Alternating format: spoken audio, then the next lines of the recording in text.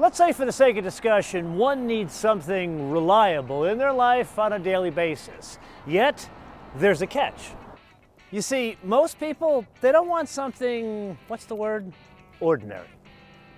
And surprise of surprises, there just may be a solution.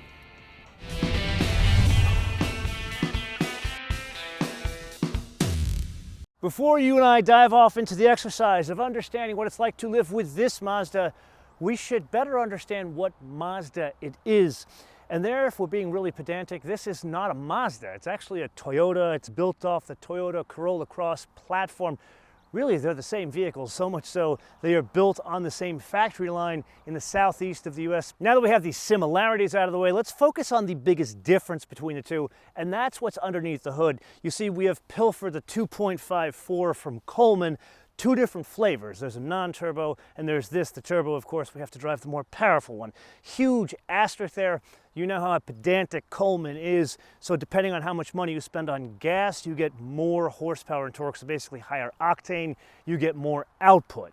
Then there's the reality of this being a Mazda, which means thankfully, we don't have the Toyota transmission. We will talk more about that later. Now, before we jump behind the wheel, a favor. If you see value in these episodes, subscribe, like, notifications. Most importantly, share these episodes with your friends. Why? The YouTube algorithm, a complete bitch.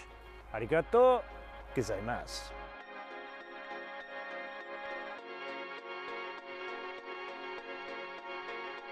Not exactly a lightweight, 3,913 pounds, or depending on expressive weights and measures, 1,774 kilograms. With that, sport mode.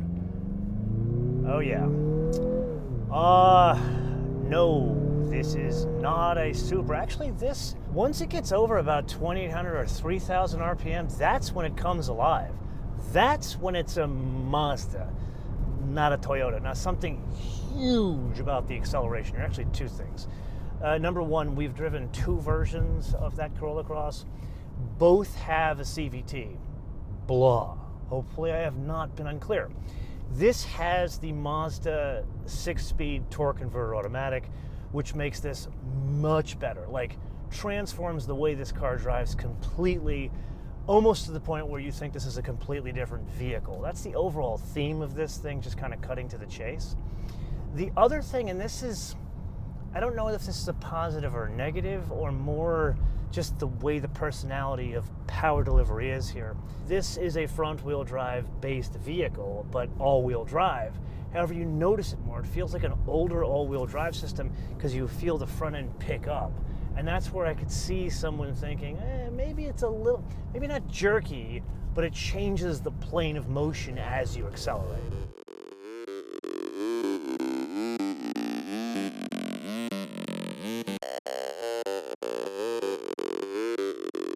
So in order to understand what it's like to live with one of these things, we do need to have a prudent discussion about money. You see, when I think of a Toyota Corolla, I think of something inexpensive. Me, I still think 12 grand, but inflation has changed that to more like 20 grand. However, the Corolla Cross, that starts at $25,000. Not so here. You know how Mazda likes to talk about premium?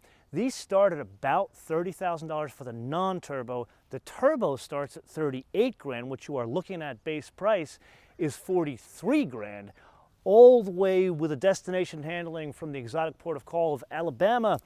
That is $45,000. So this, not an inexpensive vehicle, and probably would live in a neighborhood like this. As a matter of fact, this person here with this beautiful house overlooking Terranea Bay has a CX-5 that was cheaper than this. So really the struggle with this is not so much that it's a Toyota in a fancier carrying case. It's expensive and makes it competitive with other vehicles, where I would think someone that could afford a vehicle like this and a house like that, they would think more by the pound rather than the ounce. And for that kind of money, you can buy like a middle-of-the-road Telluride. But I'm just one man. You know what? That brings up an unusual question, which I'll pose to you guys. Would you want the fancy house in the cheap seats, or the cheap house in the fancy neighborhood? Although, not houses, cars. Get it?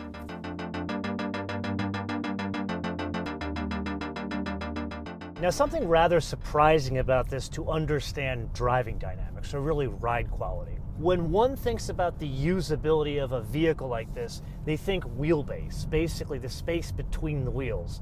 That's how you package people and dogs, which these things, that is the currency of it. You think this being based on a Toyota Corolla, it's going to be small. It's going to be a very below mid-sized vehicle, and you think of like a CX-5, that is a mid-sized vehicle. However, the wheelbase on this is longer than a CX-5, and not by a little, by over 4 inches, which means the wheelbase on this is longer than a Rogue. So really, this is more usable than most mid-size crossovers, even though one thinks it's a smaller crossover. Okay, that's all the pedantic details, but why is that important? Well, it changes the way the vehicle drives. You think, based on Corolla, it's going to drive like a small car. This, it feels more substantial. The tuning here that Mazda has done clearly transforms the vehicle. You get into this, and it feels, again, like the acceleration. It feels like a different vehicle. Almost the seating position has changed, which adds to it as well. You feel like you're sitting a little bit lower in this vehicle. Okay, let's put all that aside, because Mazda, they've been messaging something different over the past couple of years. We're a premium, not like a affordable sports sedan or sports car. I like to affectionately refer to them as Greek BMWs. That's what my friends in high school and I used to refer to these things as. But at the end of the day, this still has it's a stiffer, more sporty ride than the Toyota. They changed the tuning of this thing clearly. So what does that mean for the kind of people that drive these things? It's kind of a trade-off. The ride quality on this will definitely be stiffer than that of the Toyota. So it is indeed that time once again to discuss the deep, dirty secrets of car ownership, service, maintenance, basically issues that come up. And here it may be a Mazda, it may be very pretty, but at the end of the day, it is a Toyota, so you're not going to be surprised to learn that this, even out only, a year, very reliable. Digging online, as well as talking with some folks that I personally know that own these things, the biggest issue I could find is complaints about rattles on the inside. I'm not getting it with this one. There's other complaints about jerky acceleration. That I might chalk up to, like on the Toyota side, it's the CVT, might be a bit smoother to drive around town. This has the 6-speed auto, so a torque converter. So it might be people just not used to the acceleration of a Mazda. Outside of that, there have been a number of complaints about the Qi wireless charger and the wireless CarPlay. I am experiencing both of those with this very vehicle. Very annoying, please fix that. Then we press on to the fuel economy. Here, this is the 2.5 turbo. So they're calling this one for 23, 29, 25 combined. It's a little bit better if it was the Select without the turbo. But even with that, driving it like an aggressive New Yorker, I'm not getting anywhere near that. I'm getting 20.3 mpg combined around town, throwing in a little bit of freeway driving. So overall, not the most fuel efficient thing out there, but something that has proven to be what Toyota and Mazda love children should be. Something attractive, yet something reliable.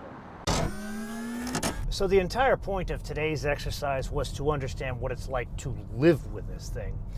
And there, the obvious, this is significantly nicer than the Toyota in a lot of ways. Yeah, the way it drives, the acceleration because of the transmission, but more importantly, the way this thing is built out. Now, we discussed the pricing of this thing. It starts more expensive than the Toyota, and there is a reason why. All of the fit and finish, the tactile feel is so much nicer on this than in the Toyota. The design, I would argue, yes, very personal in terms of decision, but I find this much more tasteful. This one, the very expensive, fancy one, has this contrast stitch. This, I don't know if this is real leather, faux leather on the dash. All of the switchgear feels so much better. You got some like toggle switches here, down here.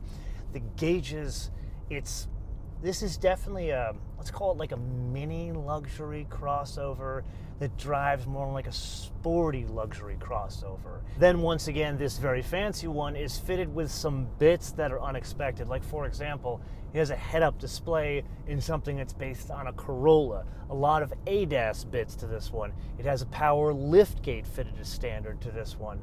Overall, this is a better place to be, and I would argue a better experience to live with on a daily basis. The only catch, you're paying significantly more for this one, whatever that's worth to you.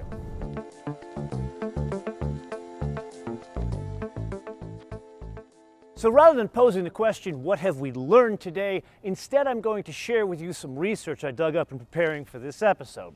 You see, anyone that knows Mazda knows the CX-5, that is the vehicle that pays all the bills. It's the volume seller, and it's so good at that role, it, from a very small car manufacturer, which Mazda is, competes very effectively against the likes of Toyota with the RAV4 and Nissan with the Rogue. So much so, it pays enough bills that you and I still get an MX-5. But when this came out, no one at Mazda outwardly said, we expect it to be a volume seller like the CX-5. They said, yeah, we're going to make some money on it, but it's not going to be a CX-5. If you dig into the sales figures, this is dangerously close to the CX-5. Not that the CX-5 is in danger of going away. In fact, they're going to replace it probably with a CX-70. We're going to see that next month, and that probably will be a bit more fancy, maybe a bit bigger than this. But overall, this information answers the question that you and I are trying to answer today. What's it like to live with this vehicle? Something that's smaller, but more expensive, so really more premium. People are indeed willing to pay more, in this case, $5,000 to $10,000 more, for something this size with a Mazda badge. That brings us to the wish list. And here, I'm still not sold on this price point. 45 grand for that, to me, that's not just getting something bigger, buying something by the pound instead of the ounce. One can almost buy something German if they wanted a badge. Granted, you lose a little bit of the reliability. So maybe there's something in the mid-30s, like 35, with the turbo engine. So that's 3 grand below the base price of the turbo that has some equipment, but the turbo engine. That's what I'm asking for. And this is the point of the episode that I turn around to you guys to opine in the comments below or via our social media. MotoMan TV, all one word. MotoMan TV, all one word. Facebook, Twitter, and Instagram. And with that, if you got value out of this episode, I would highly suggest watching our Living With playlist. That's where I put all of these episodes together. We have episodes with Porsches, we have episodes with Mazdas, and we have episodes with electric cars. You can see that here. Until I see you in the next episode, bis später.